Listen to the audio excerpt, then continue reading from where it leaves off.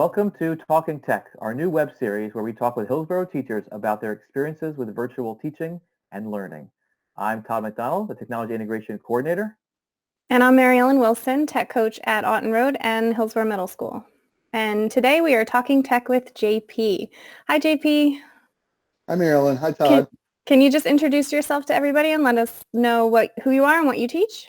Sure. My name is JP McAbaddy, and I'm a fifth grade ELA and social studies teacher at Auten Road.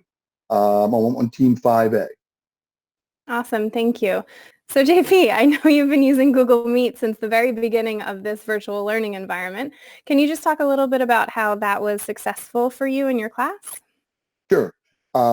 It started out the first week that we were working from home and working remotely.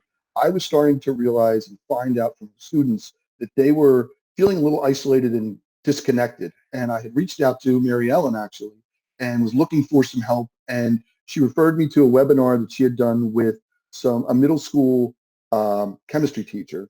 And I was quickly able to incorporate that activity, Google Meet, into my daily routine. And it's been awesome. Whether it was doing whole class lessons, whether it was small group instruction, whether it was sharing work that students had done, whether it was writes that they did done or other work they wanted to share, or meeting with students individually, that tool really allowed me to get up and running and become an integral part of our regular routine.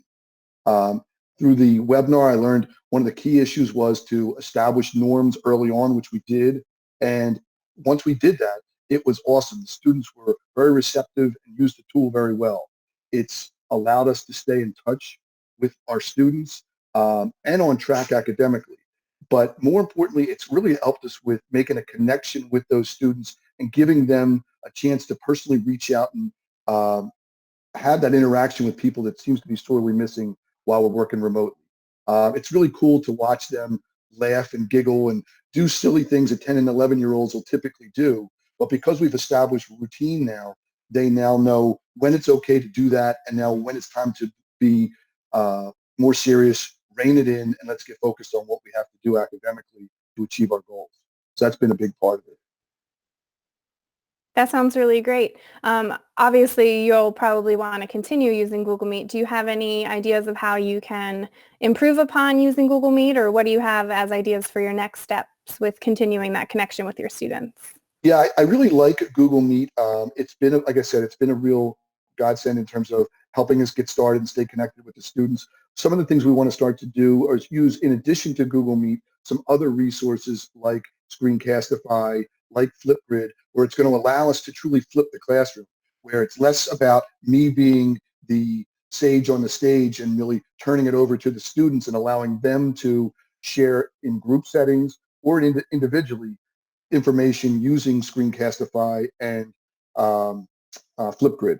When you start to find applications for these different resources, you find out they're really easy to use, and the kids react really well. They know how to use this stuff, and it's exciting for them to be able to send a simple Flipgrid where they're asking a question, and then you can respond in Flipgrid back to them, or in Screencastify where I could do a whole lesson where students who might not be able to join in during the 20 minutes that I have earmarked for the live lesson. I might be able to record something, post it for them in Google Classroom, and then they can access it when they're ready to do it. Because we're starting to find out that a lot of these students have a lot of additional responsibilities outside of the classroom. Parents are working, they may have childcare responsibilities that they're doing to help out with their families. So the fact that they may not be available at the 10 to 10:20 window where I'm teaching that class live doesn't mean they can't participate in the class. And these other resources really allow us to truly become remote and accommodate the individual needs of our students.